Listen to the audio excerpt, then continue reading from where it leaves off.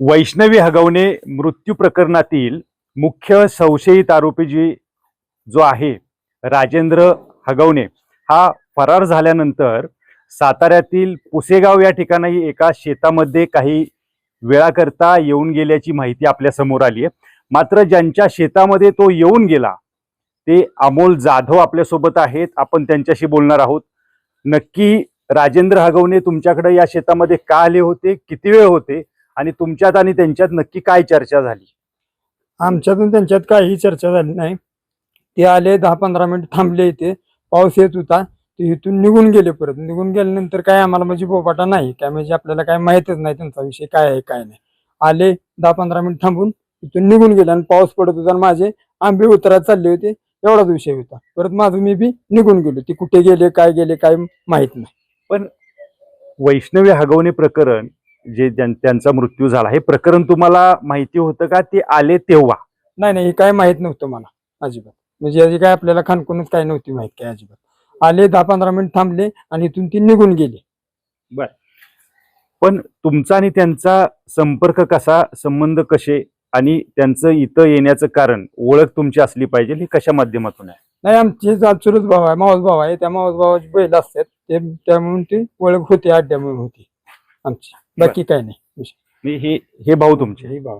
बर, तुमच्याकडे त्यांची बैल असतात असं यांनी सांगितलं हो, असतं? ओके, तुमचं नाव काय आणि किती वर्षांपासून त्यांचा तुमचा संपर्क आहे आणि किती वर्षांपासून तुम्ही त्यांची बैल सांभाळताय? माझं नाव राहुल जाधव, गाव पुसेगाव। एक 1.5 ते 2 वर्ष झाले त्यांचा बैल माझ्याकडे असतो सांभाळायला, त्यामुळे माझंही तिकडे जाणं येणं होत होतं, तिकडे मैदान असल्यावर, आणि त्यांचं बी रेग्युलर येणं जाणं इकडे शर्यती असल्यानंतर। परंतु हे प्रकरण झाल्यावर ते इथं पोहोचलेत, बरोबर आहे? मग त्यांनी तुमच्याशी काय तशी चर्चा केली का, बोलणं झालं का, तुम्हाला आधी याच्याबद्दल काही माहिती होतं का? आणि ते इथं आले तेव्हा कशा अवस्थेत होते, घाबरलेले होते, काही चर्चा त्यांच्या बरोबर किती लोक होती असं काही माहिती आहे का तुम्हाला? आणि त्यातले 1-2 जणच पुढे आलेले तर गोट्यावर गाडी होती, पण पाऊस पडला चिखलामुळे बाहेर उभी होती, आणि किती लोक आहेत काय असं आम्हाला समजलेच नाही ते। आणि त्यांना आम्ही उलट थांबा म्हणत होतो तिथं मुक्कामासाठी, तर जरा घाबरले का अवस्थेत होते आणि नाही म्हणले, 10-15 मिनिटात निघून गेले। त्यामुळे काय घडले काय आम्हाला दुसऱ्या दिवशीच कळलं मीडिया, आम्हाला ती कल्पनाच नव्हती की असं घडून ते आले। आम्हाला रेग्युलर आपलं नेहमी राऊंड असतो आले, म्हणून आम्ही स्वतः त्यांना म्हणत होतो थांबा मुक्काम करा, ते नाही म्हणले, 15 मिनिटात निघून गेले।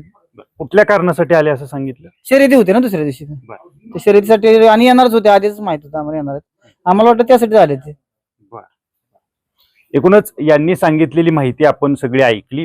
खरं पाहायला गेलं तर राजेंद्र हगवणे हे अमोल जाधव यांच्या शेतामध्ये काही वेळा करता आले होते, थांबले या ठिकाणी, त्यांच्याशी बोलले आणि इथून निघून गेल्याची माहिती अमोल जाधव यांनी आपल्याला सांगितलेली आहे। खरं पाहायला गेलं तर पोलीस तपासात अजून आणखीन माहिती समोर येईल, सातारा जिल्ह्यात अजून कुठं ते थांबले होते का किंवा काय। मात्र आत्ता आपल्याला जी माहिती आहे ती राजेंद्र हगवणे काही वेळा करता सातारा जिल्ह्यातल्या पुसेगाव मधील अमोल जाधव यांच्या शेतात या ठिकाणी थांबले होते।